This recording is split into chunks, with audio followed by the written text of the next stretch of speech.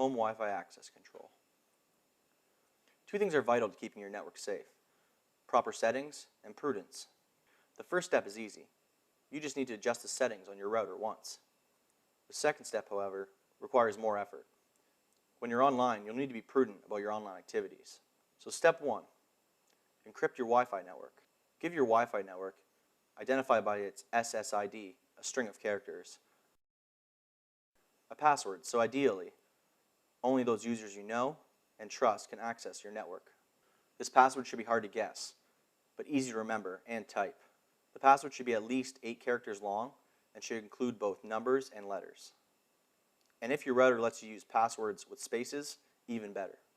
Now, depending on the router, this password will be referred to you in your web interface, either as the encryption key, the passkey, the pre-shared key, or the passphrase.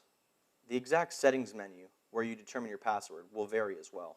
You'll also need to consider which industry standards your router supports. There are 3 current standards, from strongest to weakest: the WPA2, the WPA, and the WEP. Though the WPA2 is more secure, at present, the WPA is more compatible with more client devices. 2, and change your important default settings. A router comes with many default settings.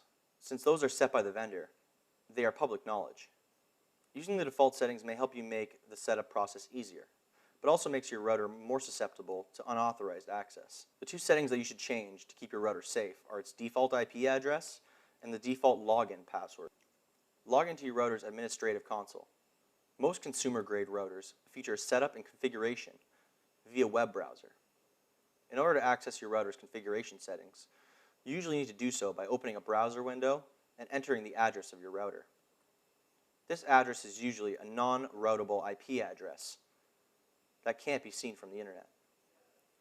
Examples of what your router's address might be include http://192.168.0.1, or a couple others. Check your router's manufacturer's website for the details on what your default admin address is for your router. Once you have entered the correct address, you'll be prompted for the administrator username and password.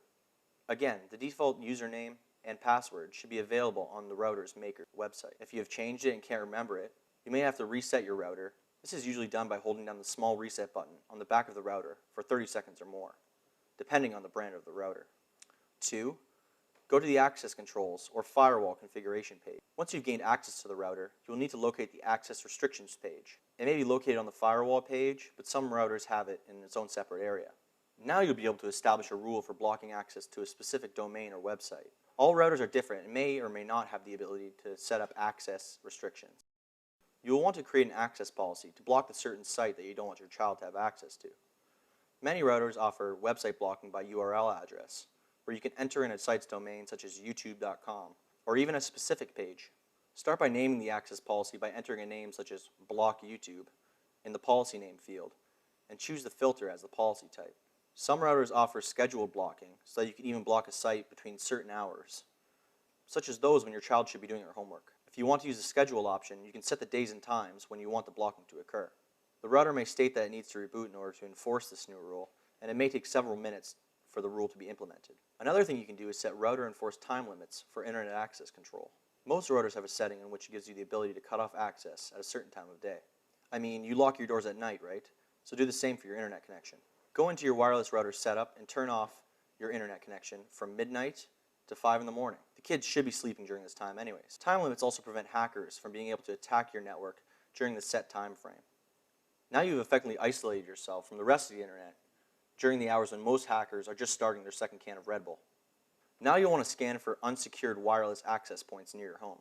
You'll use the Wi-Fi search feature of your Wi-Fi enabled cell phone or laptop to see if there are any Wi-Fi hotspots that are open near your house that your child could connect to. It's best if you do the search from inside their bedroom or wherever they normally get online from. Usually you'll be able to determine where the hotspot is originating by just looking at the signal strength meter as you walk around the room. Talk to your neighbor, explain your objective, and ask them to protect their Wi-Fi access point. It not only helps you enforce your parental controls, but it also helps people from getting a free ride courtesy of their unsecured Wi-Fi hotspot.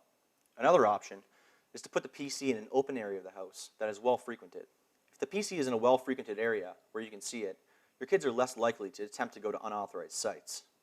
Now, your kids may love having their PC in their room, but consider moving it to somewhere less private so you can keep an eye on what's going on.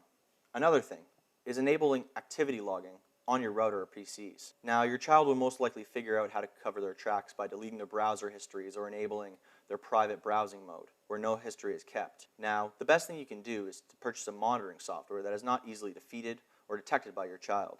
Periodically review the log files to make sure your kids are staying out of trouble. Another option is enabling the activity logging on your wireless router. Logging at the router will allow you to capture connection information even when your child is using their mobile devices or game consoles, unless they are using another wireless access point other than yours.